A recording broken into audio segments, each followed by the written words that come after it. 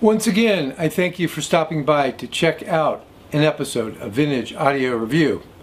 In this episode, I'm going to talk about this Sherwood HP2000 Integrated amplifier.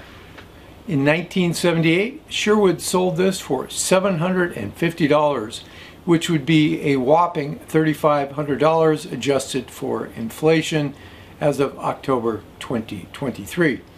It was rated at 120 watts per channel into 8 ohms at not more than 0.08% THD from 20 hertz to 20 kilohertz.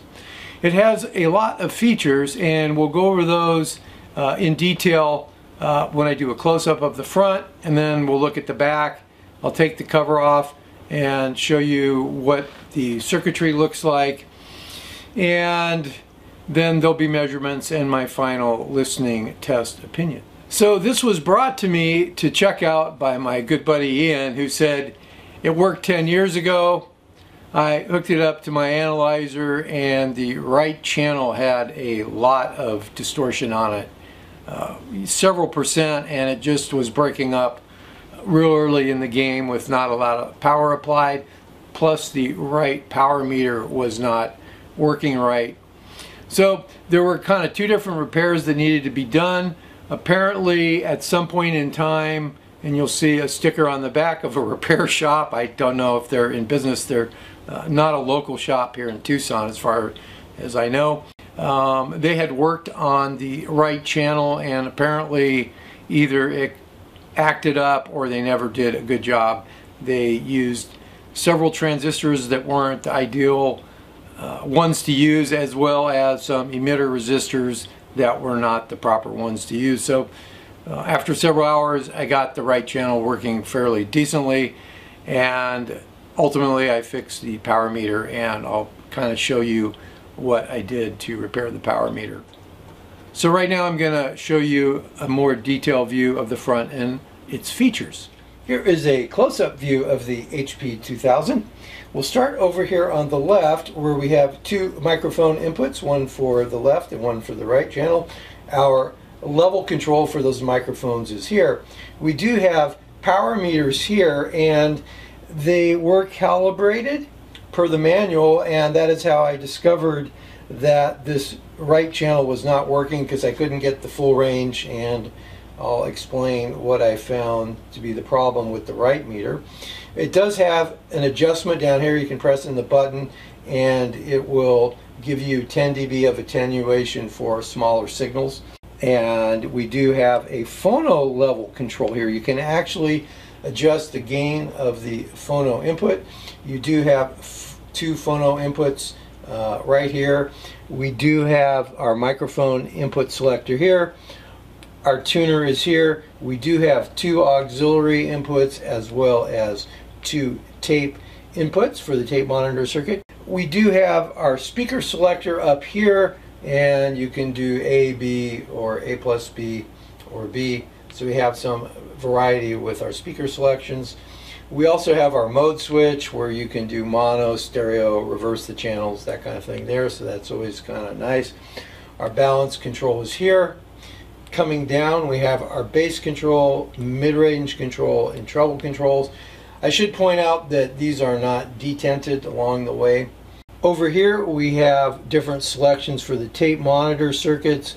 We also have some connections for a potential quad FM adapter. This had the capability with the appropriate adapter to be able to do quad FM tuners. We also have a high filter here, we have a low filter, and we have a loudness contour control, and I'll explain that in a bit.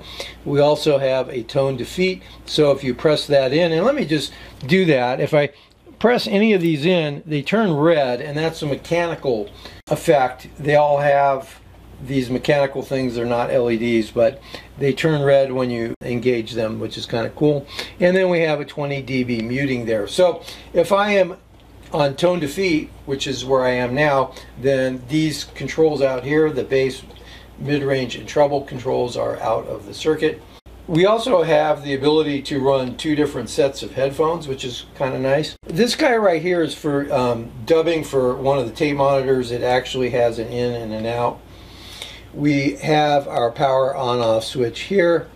And this is our volume control, this guy right here on the outside. On the inside, we have our contour control, which is for the loudness. So if you engage this guy and you adjust him, now all the way counterclockwise he's off, but as you adjust this guy, your bass and treble will increase. It's kind of a variable loudness control. I thought Yamaha wanted to do something like this, but this actually works. So as your volume is less, this control affects it more. As your volume gets greater, the boost of the bass and the treble from this loudness contour control decreases as you go louder, and it increases as you go lower. So that's kind of a tour of the front. Here is the rear of the Sherwood HP2000 Integrated amplifier, and we'll start over here on the left where we find 3 unswitched outlets, and to the right of those we have 3 switched outlets. We do have 1 user replaceable fuse there. Our speaker connectors are here, and those are 3-way binding posts, which is very nice. So right here we have our power amp in jacks, and over here we have our preamp out jacks. There is a little switch. Hopefully you can just kind of see it there. If you move it over to the right, it's normal operation. Preamp and power amp sections are tied together. If you move it to the left, then your power amp and preamp are separate. Here are our 4 channel adapters right here. This guy right here is the record outputs for the tape monitor 2. This guy right here are the record outputs for tape monitor. Tape monitor 2 inputs are right here. Tape monitor 1 inputs are right here. We have our auxiliary 2 jacks here, auxiliary 1 jacks there. We have a tuner input, and then we have 2 phono inputs as well as a grounding lug. So this is not your typical configuration layout, but it does work, and at least they stagger the right and left channels a little bit from each other. And here is a view from the bottom of the HP2000, just kind of showing how the boards are interconnected. And I will point out that where the boards plug into the main chassis, like here and down here and around here, all those solder joints have the potential of being cracked, so I reflowed the solder on all of those. So this is the inside of the Sherwood HP2000 with the cover removed, and we'll give a little quick tour of it. The first thing to note are the big capacitors here, and of course the other one is here. They are 16,000 microfarad at 65 volts. Obviously our power transformer is here. We have a speaker protect relay right here. And if I can zoom in on this, you can see we have some fuses here as well as a few electrolytic capacitors which have been replaced by somebody that is not named me.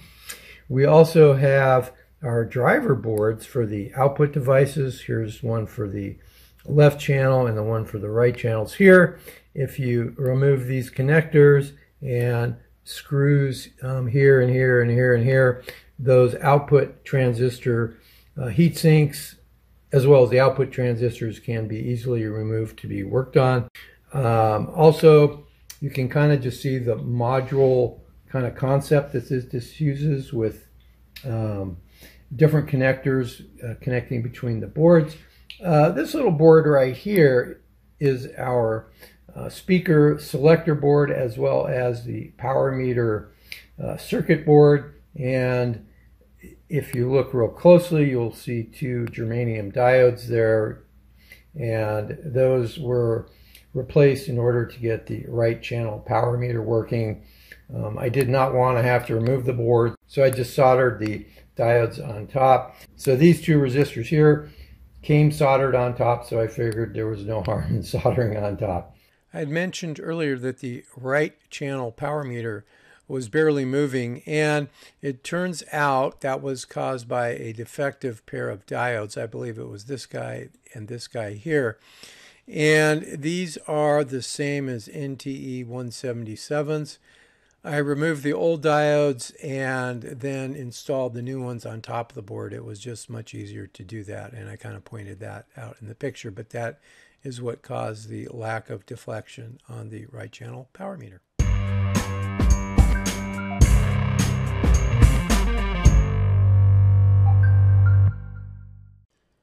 Here we have the THD SNR plot at 1 kilohertz with the Sherwood putting out 5 watts into 8 ohms.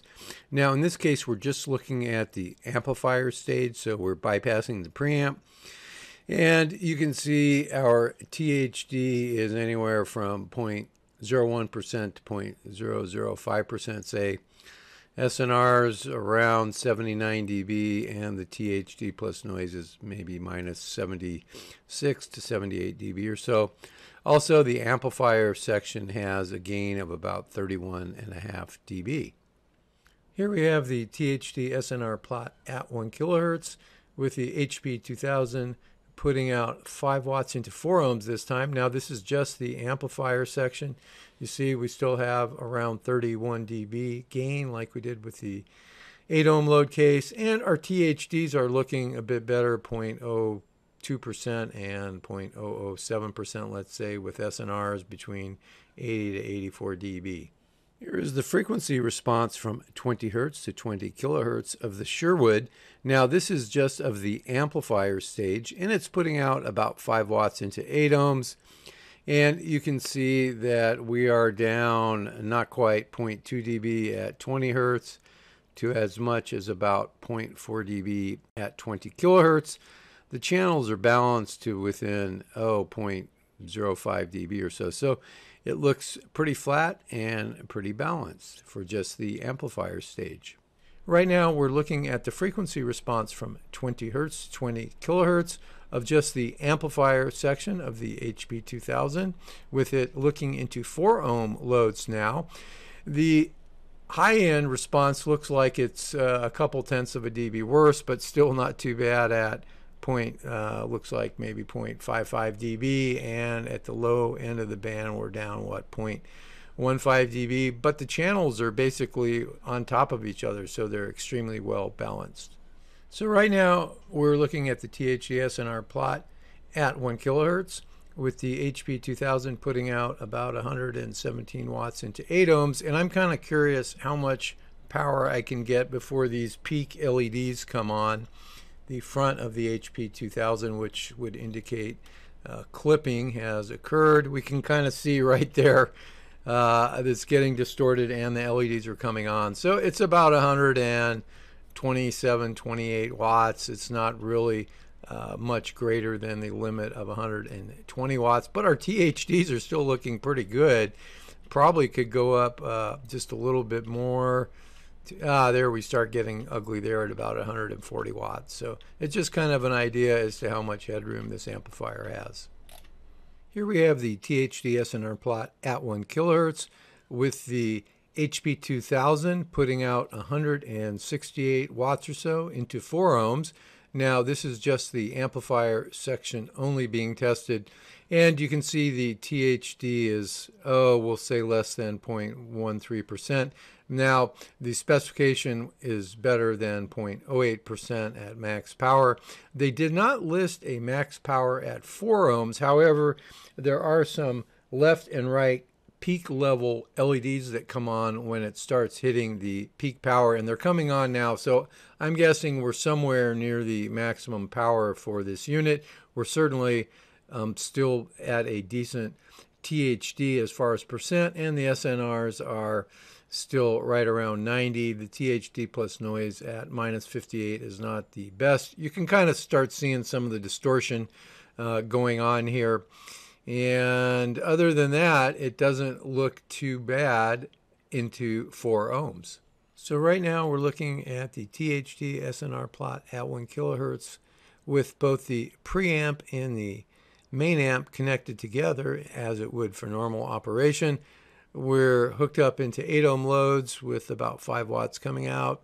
I adjusted the volume control so we have about 27 dB of gain, and you can see that we are at what, 0.05% THD, right channel 0.009% THD for left channel. SNRs are anywhere from 61 to 67 dB. So overall, it's looking okay. I'm going to go ahead and bring up the visualizer here. And so here we have a plot showing the harmonics, and you can see that the second harmonic is sometimes bigger than the third harmonic, at least for the left channel, not so much the right channel. You have the third harmonic poking up a bit, and it's higher than the second harmonic, and you can kind of see that right here. This guy right here is higher than the even harmonic over here. But other than that, everything looks kind of as expected for a solid state amplifier as far as the harmonics. And here we have the frequency response of the complete system, with it putting out about 5 watts into 8 ohms from 20 hertz to 20 kilohertz. And we are definitely meeting the plus or minus 0.5 dB requirement. So we're maybe down 0.4 of a dB worst case, and up maybe 0.2 of a dB. So overall, the frequency response of the whole system, with it putting out about 5 watts into 8 ohms, is looking pretty good. Here is a plot of the Sherwood HP2000's output impedance, and that would translate to a damping factor if we use the value in this area here, which I'll call it 0.23. It gives us a damping factor of about 35, which is decent. There was no specification for damping factor that I could find for the HP2000, but 35 is not that bad. This plot shows the crosstalk between the left and right amplifier only channels. So in this case, we're bypassing the preamp. The active channel is putting out 5 watts into 8 ohms.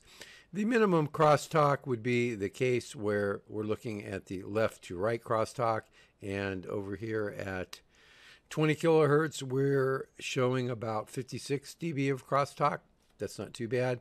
And for the case looking at the right to the left crosstalk, we are about 68 dB or so. So there is a difference between the two, and we have as much as about 77 dB.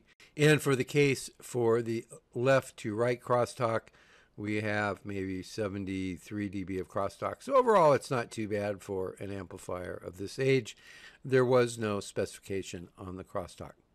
This is the multi-tone test performed on the Sherwood HP2000 Integrated amplifier. In this case, we are just looking at the response of the amplifier itself. It's putting out about 5 watts into 8 ohms, and we are looking at a distortion-free range of about 11 bits. These plots show the THD versus frequency for several different power levels into 8 ohms, and this is for just the amplifier section from 20 hertz to 20 kilohertz.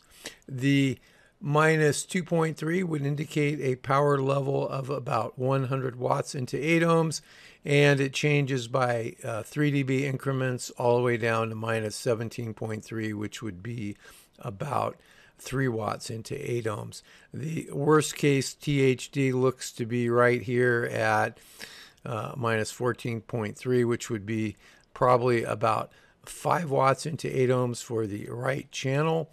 And then it usually gets better than that right here at the very low end of the band, maybe at about 22, 23 hertz. Once it gets beyond that, the THD looks quite reasonable. This plot shows the system noise level of just the amplifier section of the HP2000.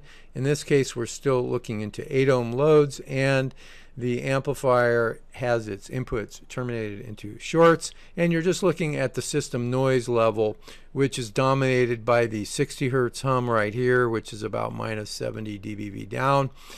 There is no specification for the noise level. This is just kind of for information's sakes. I'm imagining that when this is hooked up to my speakers that I will hear this little hum here like I do most amplifiers. Other than that, if we go ahead and switch on the A weighting, it should improve a bit, as it does. So here, when the A weighting is switched on, we see we're down almost 100 dBV from the 0 dBV point. So that's just kind of here for reference. Here we have the THD SNR plot at 1 kilohertz. In this case, we're looking from the auxiliary 1 input to the preamplifier output, and we are putting in about 2 volts and we are getting out about 2 volts, which means we've got about 0 dB gain. The THD is looking a rather nice 0.005%, and the SNRs are around 86 to 89 dB, and the THD plus noise is between minus 83 to minus 84 dB. So it's looking really good as a preamplifier at 1 kilohertz. Here we have the frequency response of the HP2000 from 20 hertz to 20 kilohertz. The input is the auxiliary 1 input and the output is the preamp output, and the specification is plus or minus 0.5 dB, and we are beating that quite well. We're maybe plus 0.1 dB to maybe minus 0.3 dB. So the frequency response looks really, really good. Right now we're looking at the crosstalk of the HP2000 preamplifier. The input is at the auxiliary 1 input and the output is at the preamplifier output. The active channel would have a 0 dBV signal applied to it. And there is a specification for the preamplifier. It says it should be better than 40 dB at 1000 hertz, and that would be right here. So we're doing 60 dB at 1 kilohertz, so we are more than meeting the specification. Here is the multi-tone response of just the preamplifier section, and in this case we are seeing a distortion-free range of anywhere from about 8 bits to as much as almost 16 bits. Right now we're looking at the THD SNR plot at 1 kilohertz with the signal going into the auxiliary 1 input, and we're measuring at the preamplifier output. And what I've done is I've got a 0 dBV signal going in, and I have the volume control set to maximum gain. So the maximum gain for this guy is about 17 dB or so. Our THD is looking really, really good. We'll call it less than 0.006%. SNRs are above 80 dB, and the THD plus noise is doing really good at minus 80. Now I'm going to go ahead and increase the signal level here a little bit, and we'll see how much signal at maximum volume gain for the Sherwood we can hit before our distortion starts looking really bad. So it's going to increase in half a dB increments. And so now we're at 1 dBV, we're still looking good. And at 2 dBV, we've got a bunch of harmonics here, and our distortion has really gotten high. So we can go down maybe 1.5 dB. So we're looking at 1.5 dB. We still got less than 1% distortion, but it kind of gives you an idea that you wouldn't want to really drive this thing very much more than about 1 dBV with the volume set to maximum gain. And I should point out that with 1 dBV going in, which is a little over a volt, we're getting out a fairly large voltage, which would be about 8 volts out. So that tells you that this thing could put out about 8 volts, at least at 1 kilohertz. And here we have the frequency response of the complete system, with it putting out about 5 watts into 8 ohms from 20 hertz to 20 kilohertz. And we are definitely meeting the plus or minus 0.5 dB requirement. So we're maybe down 0.4 of a dB worst case, and up maybe 0.2 of a dB. So overall, the frequency response of the whole system, with it putting out about 5 watts into 8 ohms, is looking pretty good. Here we have the THD SNR plot at 1 kilohertz of the Phono 1 input to the tape monitor 1 output with a 5 millivolt signal applied. I couldn't find any specifications for just the Phono stage, but we do have a really good THD, less than 0.003%. SNRs aren't bad, in the lower 40s, and THD plus noise at minus 45 dB, minus 42 dB is not stellar. Also, the gain was set to a maximum. Now, this does have a gain control for the phono stage, and with it set for a maximum, we're getting about 33 dB out. Right now, we're looking at the frequency response from 20 Hertz to 20 kilohertz of the Phono 1 input to the Tape Monitor 1 output with a 5 millivolt signal applied. The gain for the phono stage has been set to a maximum, and the specification is plus or minus half a dB from 20 Hertz to 20 kilohertz, which we are meeting, except right here, I would say below about 24 Hertz or so, we have some kind of spike here in the frequency response. But other than that, we are meeting that requirement.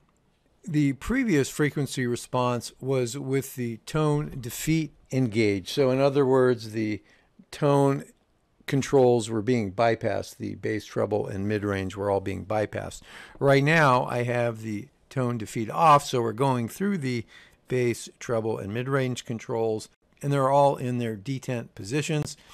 We're still doing pretty good as far as plus or minus half a dB. We are meeting that requirement. It just doesn't look as pretty as the case when the tone defeat is switched in. Once again, we're looking at the frequency response from 20 Hertz to 20 kilohertz. The input is the auxiliary 1 input, and we're measuring at the preamp output. Now, what I'm going to do is switch on the high filter, and right now we're kind of flat. At this scale, it looks very flat, and watch what happens when I kick in the high filter.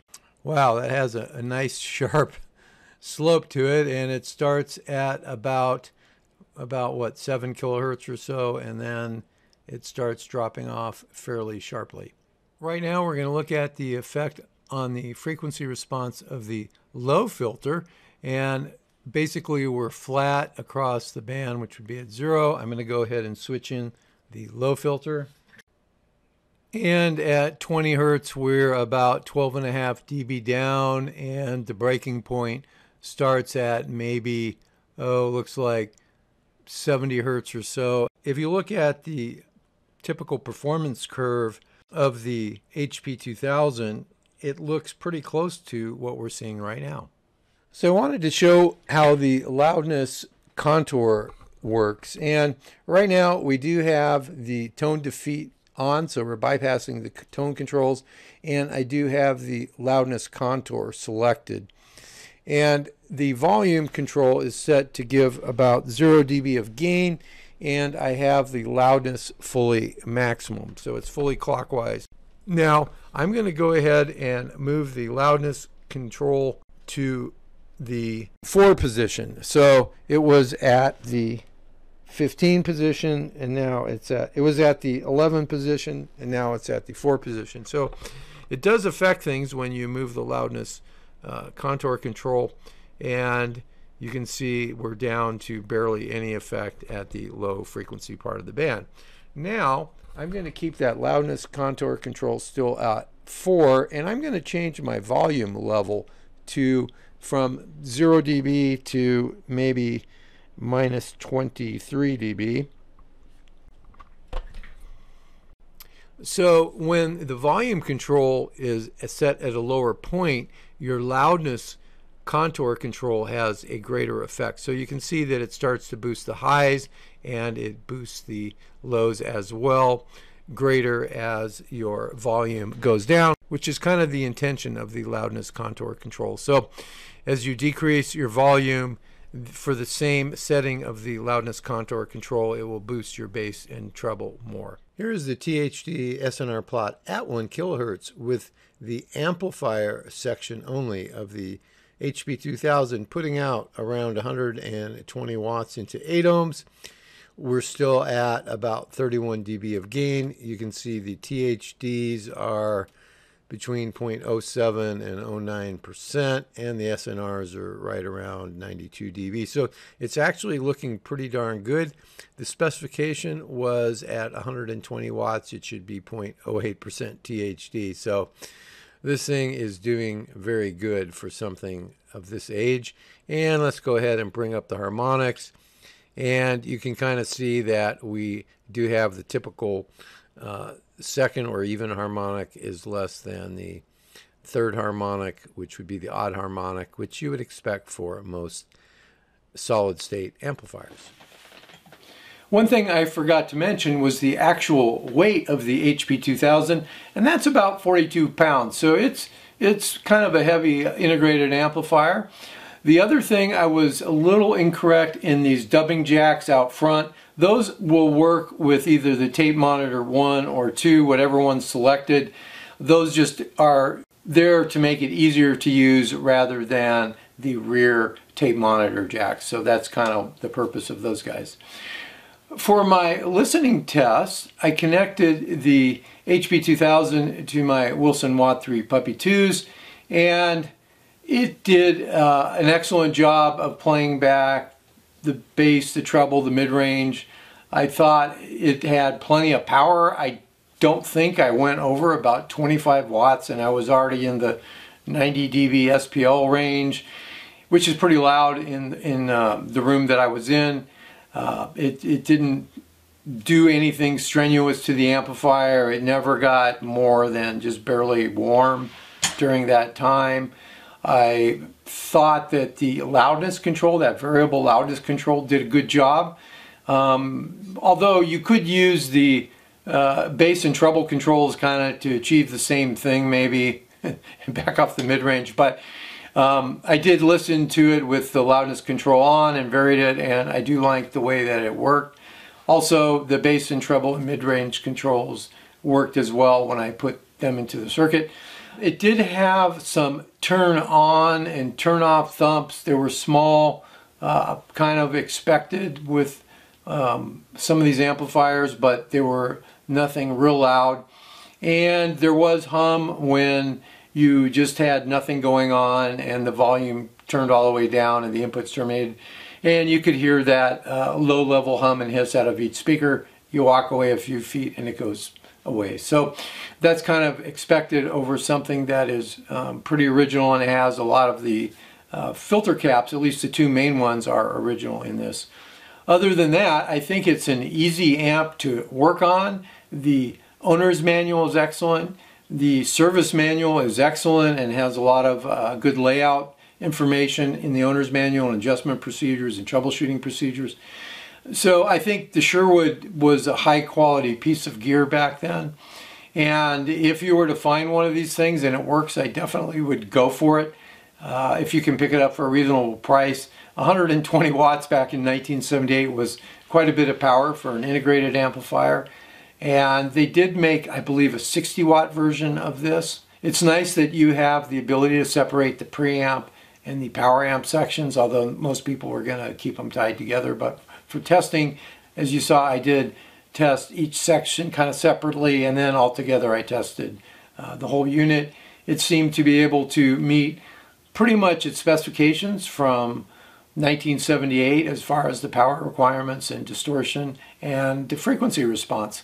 I did not test the phono section. I imagine it would work pretty good, probably get a little hum in there, but not too bad from what I've seen for phono stages of this vintage. So overall, I thought it was a pretty neat little amplifier. That variable phono gain, I got, when I adjusted it, maybe I could get about 35 dB of gain. So it's not going to move you into the moving coil range, but I guess it could help you balance the system out. So on top of the Sherwood HP2000 Integrated amp, I have the matching AM/FM tuner for it that also had the ability to break out the quad signal on FM, which never really happened.